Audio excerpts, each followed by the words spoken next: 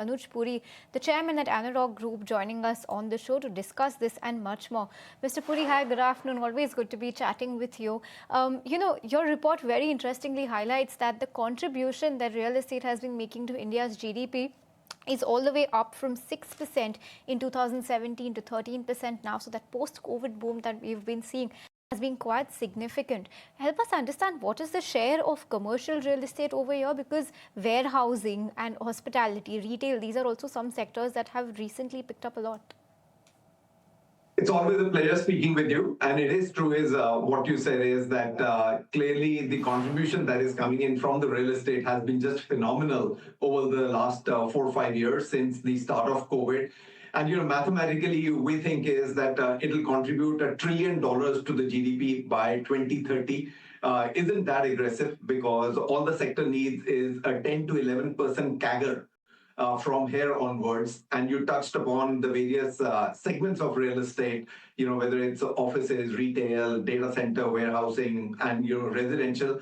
To answer your question, residential contributes 88% of the Indian real estate, and we're seeing compounded growth cycle in residential. It's not a cyclical one, unlike thought that this may be a cycle. It is clearly performing very, very calculatedly. If you look at the top 10 listed developers, they have already achieved 51% of their annual pre-sales guidance in H1, and the sales value has gone up 19% over last year, indicating both higher ticket sizes and continued premiumization. So clearly this year we're expecting nearly 6.6 lakh crore sales to happen on the residential, which will set a record.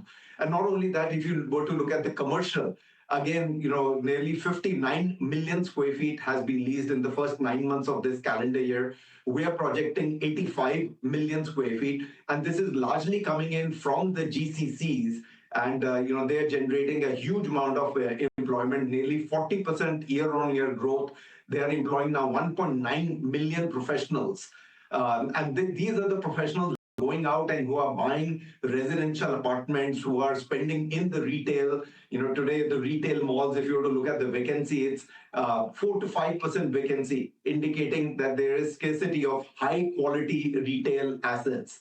And usually we don't touch on some of the other real estate assets, but they have been contributing hugely to this growth. The hospitality sector, spiritual tourism, medical tourism, clearly we're seeing the amount of hotels that are coming up in tier 2, 3, and 4 cities.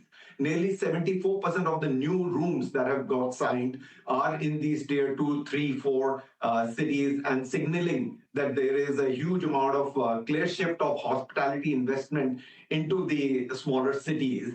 And there are 2 or 3 other sectors that are contributing. Warehousing, industrial, logistics was never a sector on our radar. Now this is, in terms of volume, as much as it is offices. So 95% growth over last year. Again, this is largely led by tier 2 and tier 3 cities. They are emerging as serious warehousing nodes. And the other one is the data centers. It is the fastest growing real estate category. And we expect that by 2030, nearly $25 billion of investment is going to go into this. Right. Hi, Mr. Puri. This is Ankita also joining in. Like you mentioned, the demand for residential real estate remains rather robust. Now, should the interest rates fall further, what could be the incremental impact on the revenues that are, like you mentioned, is a 90% revenues come in from the residential real estate. But what would be the incremental demand that you perhaps see should the interest rate fall further? It does have a very emotional impact. I've seen in the past is if the interest rate goes up or down. If it goes up, emotionally, sentimentally, we start to see the sales volumes dip. And as the interest rates start to come down, we start to see that the emotional, not as much in terms of monetary benefit that you're able to secure, but it is just the sentiment that, okay, the interest rates are coming down. As I said, they were expecting nearly 6.6 lakh crore of resi sales to happen this year. And if the interest rates, start to come down and we see that trend happening, this can only go up.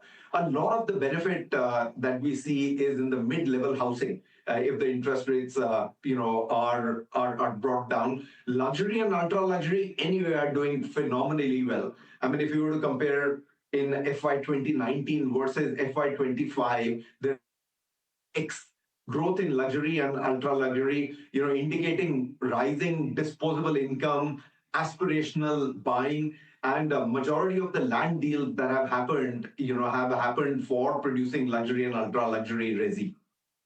Right. And Mr. Puri, since we have you with us today, I really need to ask you about your take on the labor code in terms of the impact that it could have on construction costs.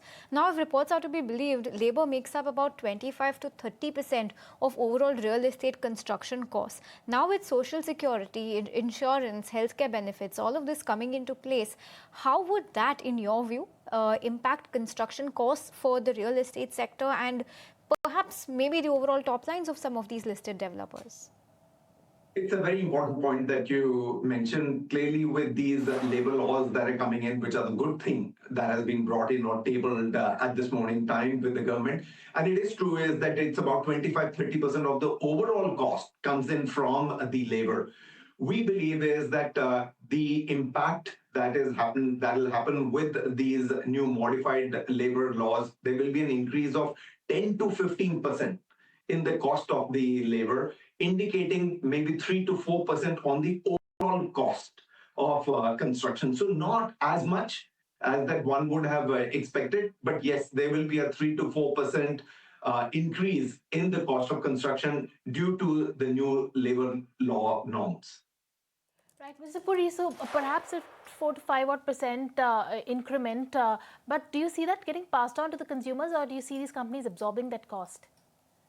So, in the past, I have seen is that the developers have been very careful in just making sure that the sales momentum doesn't break. They are not wanting to unnecessarily increase the sales price.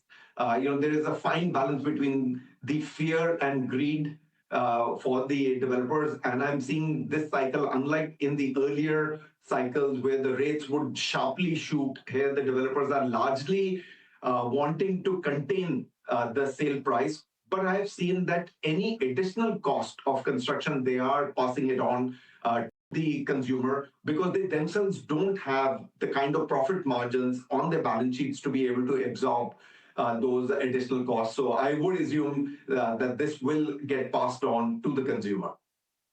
Okay, Mr. Puri, it's been delightful talking to you today. Thank you so much for your insights and hope to chat with you once again very soon.